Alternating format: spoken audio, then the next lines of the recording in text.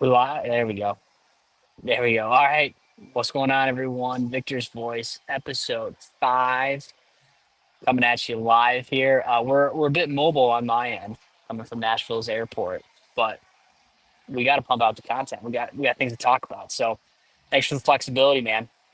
Oh, of course. Thanks for your flexibility out there in Nashville. What's the vibes like? What's the airport looking like out there? Nashville rocks. Love Nashville. If I was a young buck just looking to start off life, Nashville would be a place I would be very interested in moving to. So, shout Yeah, out to anyone from Nashville. I want to try I want to try line dancing, man. I've never done it. I've always been intrigued. I gotta figure that out. I bet you that's the spot to do it. I bet you can find a spot on Broadway to line dance. That's for sure. Oh All shoot. right. Yeah, we got a lot to talk about, man. Mm-hmm. Big news has dropped. Of course, when we recorded the last episode, so we missed Mother's Day because we took Mother's Day off, spent time with all the wonderful mamas out there. Shout out mothers, Mm-hmm. but Shouts to we moms. shout out to the moms. But we right after dropping our last episode, of course, the Santa Ono news came out. Sherrone Moore's self-imposed suspension was announced as well. So lots to talk about, man. Absolutely. Yeah. I guess we can start with the Sherrone Moore stuff. You know, it's just this ever it doesn't seem like it's going to stop. This is what, year 3 of this stuff, and now we're on to Sherrone Moore and text messages, and oh man, it's really crazy, to be at this point. And Sherrone Moore gets suspended for, well, self-imposed suspension, it looks like, for games 3 and 4, against Central Michigan, and then the Big Ten opener at Nebraska. um, we'll see if that is accepted by the NCAA.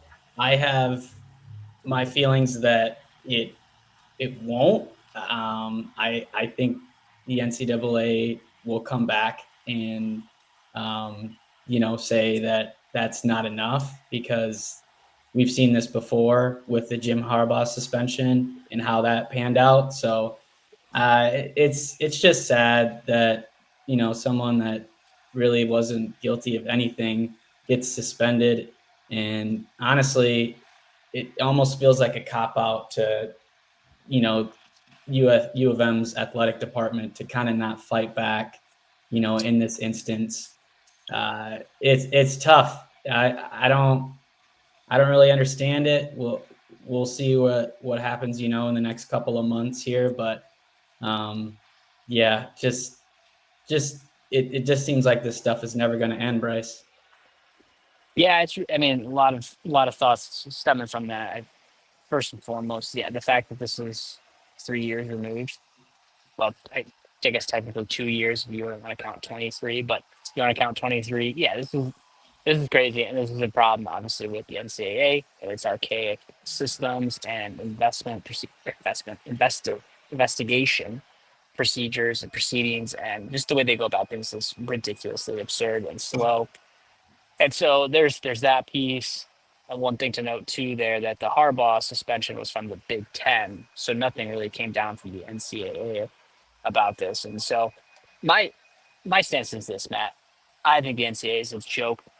If you follow me or you've talked to me before, you have made that abundantly clear. I think they're a joke of an organization. I think they're a failure. I think they had opportunities to set up an environment and set up a sport, and I say a sport, set up college football and by default college basketball as well, and the smaller revenue generating sports, for an environment that is conducive to NIL, conducive to this transfer portal, and they just never did. And that was because I don't know, cowards maybe, but I think also the fact is that D1, big time power four college football is so different than D3 water polo, but they have to play within these same parameters. And that's just an inherent flaw of the system, and that's an inherent flaw of the NCAA.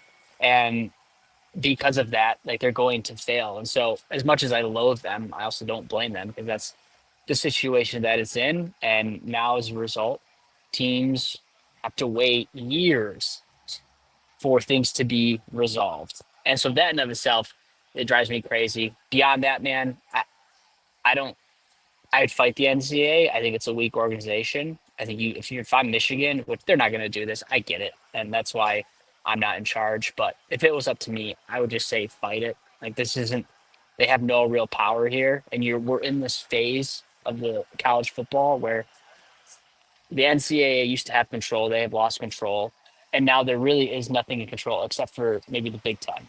The Big Ten probably is, and the SEC combined have the most control. And then eventually, my prediction is that this will all transition to one league, ran really by those two conferences, but it'll reshape itself. And there's this period that we're in right now between powers, and schools get away with stuff, and precedents aren't really set, or at least they aren't upheld. I think that's what's happening with Michigan here. So if I'm Michigan, I'd say buzz off NCAA, but I'm sure they aren't going to do that. So I don't know. I don't. Maybe more is going to come. It sounds like it. Nice play on words there for Sherrone more, but more punishments may come, and we'll see. Yeah, we'll see where it stands in terms of the suspension. It feels like Michigan just tried to go with a reasonable slate of games, but I mean, let's be real. If I'm the NCAA, like I got to be looking at that Oklahoma game, Sherrone Moore's alma mater, and taking that into consideration, because Sherrone does not want to be suspended for that game, going back to his alma mater. So yeah, I feel like 2 games isn't going to be accepted by the NCAA. It just doesn't seem like the way this thing has rolled before, but we will see on that end. And then, yeah, I mean, that there's going to be some sort of hefty fine from the NCAA implied on Michigan, probably in the millions of dollars, I would assume. And then we haven't even gotten to, Harbaugh's suspension at all and what that would look like. Obviously, I don't think he's ever going to be coming back to college football. I think he's doing just fine in the NFL. So, yeah, there's still so much more to unpack, and it's crazy that it hasn't yet because, again, like we're 3 years deep into this, and the NCAA is just twiddling their thumbs. It's sad, and it's just Yeah, unfortunate I mean, that we're at this point. I think if another an official like sanction comes down and NCAA says that you're gonna sit out for New Mexico and for Oklahoma, this is for Sean Moore, then I think you can pull back on your um, the current imposed sanctions. So, and maybe that'll be agreed upon. Like the NCAA says, fine, you stick to those sanctions. We'll say you have to sit out the other two. I don't know, but yeah, it's ridiculous. And your point about Harbaugh, he's gone. He's not coming back. He's got his show cause. Like he's not coming back within that window, right? Things went really well year one in San Diego and Los Angeles with the Chargers. I He's always bought mess that up himself too. really another 3 years. If he has a good year this year, you bought yourself another 4 or 5 years. So it's just like he's not going to go anywhere. It doesn't matter to him. All the players, obviously, you still have the offensive staff, but the players are gone too. And it's just, it just makes, I don't know, it makes no sense. And I just can't stand the NCAA, man. Yeah, I mean, let's be real. I don't think that, in my mind, I don't see them stripping anything away in terms of Big Ten championships, in terms of national championship, like all that stuff.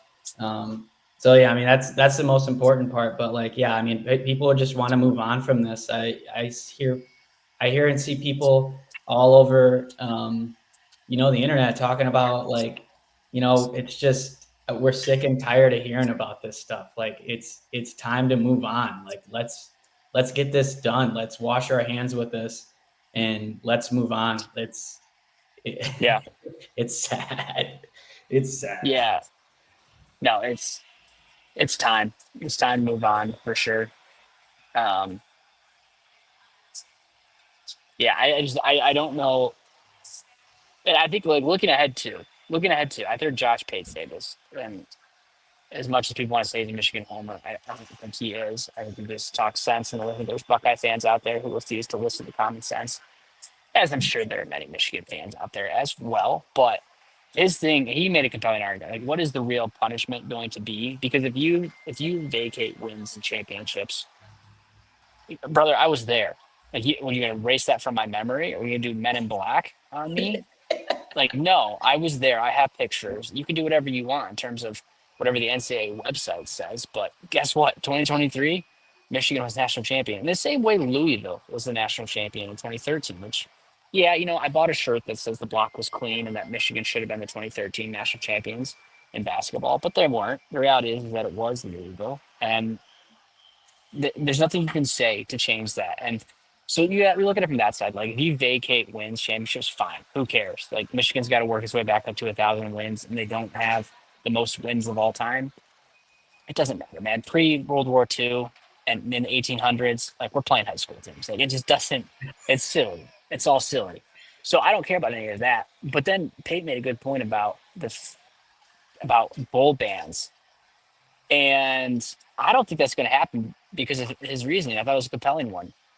There's too much money involved, Matt. Mhm. There are sponsorship dollars, there's TV revenue at stake.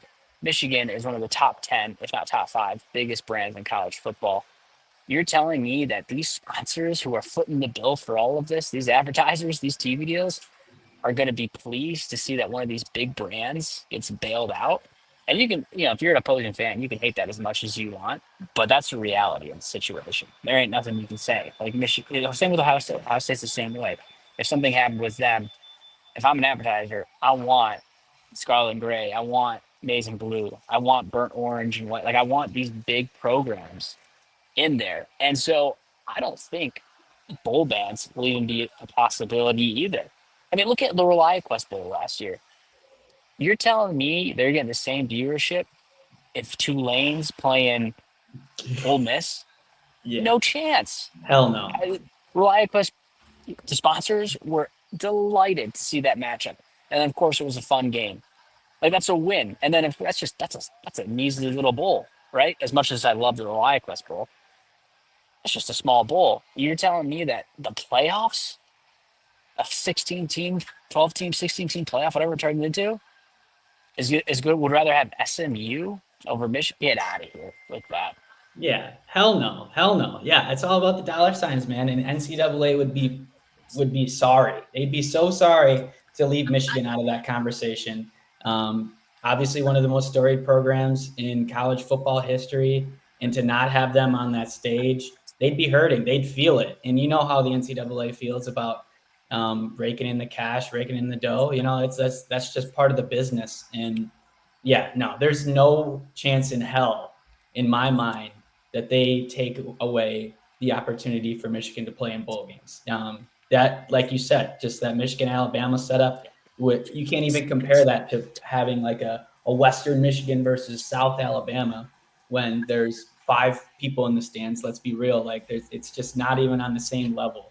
And the revenue that you're getting from that organization is undeniable. So yeah, it's crazy. Yeah, I like that point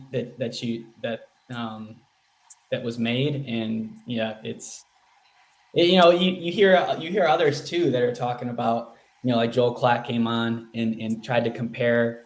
I don't know if you saw that news of like trying to compare like Michigan in its suspension to like tying it into Santaono's like departure. It feels like that take was kind of far off, in my opinion. Um, it It's just a good seems like segue though. it's two separate things, and I mean we can dive into that just on the political aspect of Ono and his departure. It's just Michigan's administration staff and all the people that are tied into it. It's I can't believe it. The stuff that's continuing to follow that. It's hard to hear, Yeah, honestly. I don't know, man. Like this is one of those situations where unless you know what happens, and you don't know what happened. I've heard so many different like theories and pieces. I've heard that, yeah, Ono's trying to get out of town before this all comes down because it's such a mess.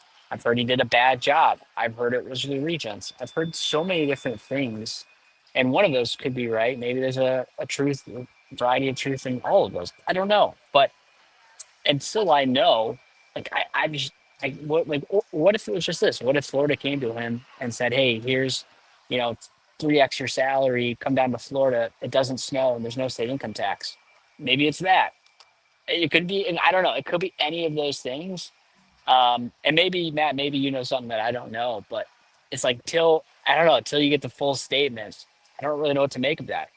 Yeah, it seems like it's a variety of factors, right? I mean, from what I've been listening about TJ, it sounds like there was like a lot of political stuff involving the Trump administration that Ono never really kind of fought back on. That um, there was a story in the Free Press that kind of detailed that a little bit more, and I'm still learning about that, but like I guess that's a new piece of it, and I don't know. It just seems like, yeah, obviously the Connor Stallions piece, just like all this other stuff, um, probably had played a factor. But yeah, I think there's so many different ways you can try to pull and try to drag this together and say this is the reason why. But like maybe it was just a variety of all those. Maybe it was a combination of all those, along with, hey, here's a substantial increase in pay and you get sunshine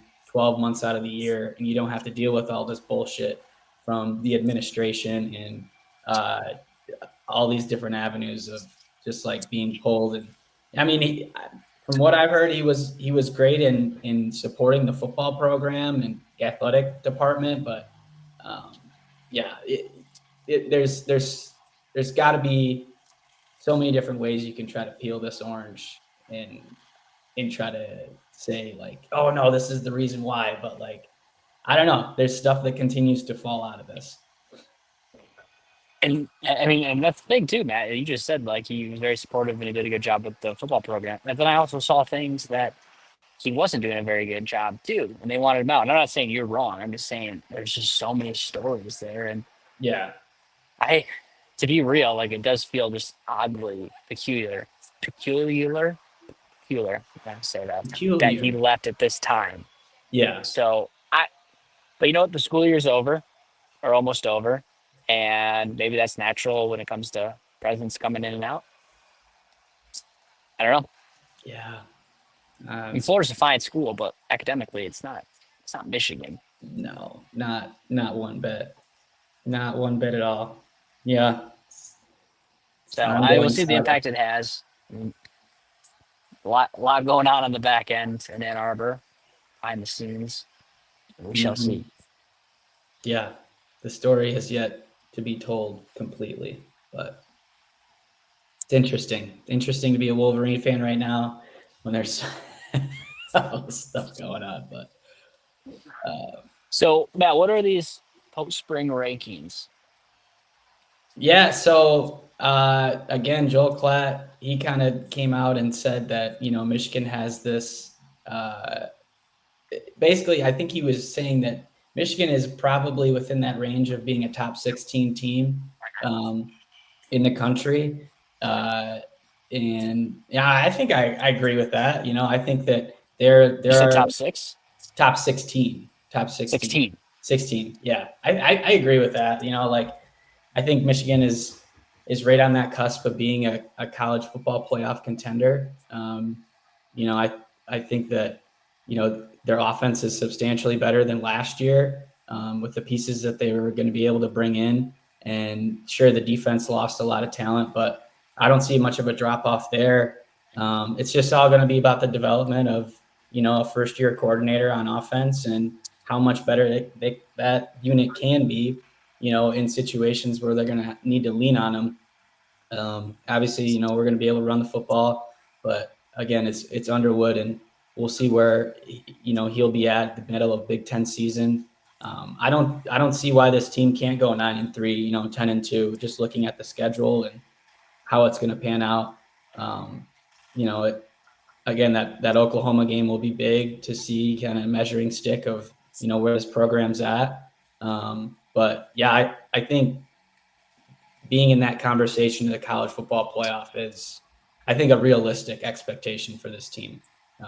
And I don't know, do you feel like Michigan's on the outside looking in, Bryce, or I mean, do you feel like they should be in that conversation? Oh, I absolutely do. I think Michigan was, a couple plays or a competent quarterback play away from 9, 10 wins last year. And yeah, you lose unbelievable talent in, in defensive tackle positions. But what excited me most about shout out Rely Quest Bowl again, well, not, what excited me most about that game was how good that defense looked, because that's gonna be the defense you're gonna see next season, and everyone who played there. And that was an Alabama offense that, yeah, it was a bowl week and they had guys out. Justice Haynes obviously didn't play, so when your top running backs didn't play, but you had Jalen Milrow and you had Ryan Williams in the game. And so I thought you just, but and even in that game, right? You missed those players like the Grands and the Grants, and Johnson and Loveland, and so like I was so optimistic following that performance for next year. Now you would assume, Matt, you would just assume. I think it's a safe assumption. The offense will be better. Yeah. So if that can be the case, I think this team can absolutely make the playoff. Now, can you make it with 9 wins? Can you make it going 9-3? Assuming you don't win your conference, because Alabama was on the outside looking in with 9 wins. So if you look at the schedule, you can drop two. And we looked at the schedule last episode, and that middle part is pretty hefty. So I think if you look at it that way, I think Michigan can be a 10-win team, no doubt about it. And if you are a 10-win team, I think you can make the playoff very well. So I like it. I mean, I think they're probably right on the edge, but I could also see it where they put the pieces together, and the team is really good. Yeah. I mean, anytime you get that kind of step of confidence, like you said, Bryce, of winning a bowl game against a premier program, obviously the pieces weren't all there from Alabama's side, but to get that confidence and to play those young guys and to have them, transition into a new year with that, as a stepping stone. Because, I mean, we talked about it all the time, just about maybe, seeing Jordan Marshall and now a feature role, and some of the defensive pieces coming back, and, in the offensive line and how they kind of played in that game, some certain players. So like to have that as momentum into this season, it's got to be so big, for that coaching staff to say, hey, look at where we are and look what we can become, with another, Yep. stretch of games underneath our belt, and Uh, obviously beating I don't Ohio know, folks, if State too. that's That on my 2 game end or if stretch. that's Matt. We have lost Matt. Uh-oh. That might be me. I hear you.